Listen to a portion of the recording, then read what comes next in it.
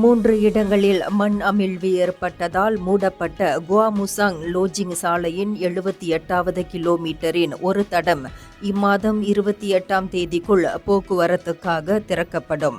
கம்போங், ஜெக்ஜோக், போஸ்புரூக்கி பகுதிகளுக்கு அருகில் ஏற்பட்ட அந்த 3 மண் அமிழ்வுகளையும் சீரமைக்கும் நடவடிக்கைகள் முடுக்கிவிடப்பட்டுள்ளன.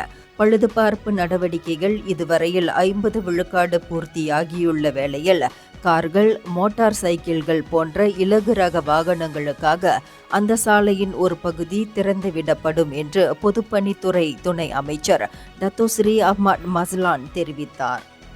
வெள்ளம் தேங்கியதன் காரணமாகவும் மண் அமிழ்வின் காரணமாகவும் பழுதடைந்த அந்த சாலையை சீரமைக்க 2 மில்லியன் ரிங்கிட் ஒதுக்கீடு செய்யப்பட்டதாக அவர் மேலும் கூறினார்.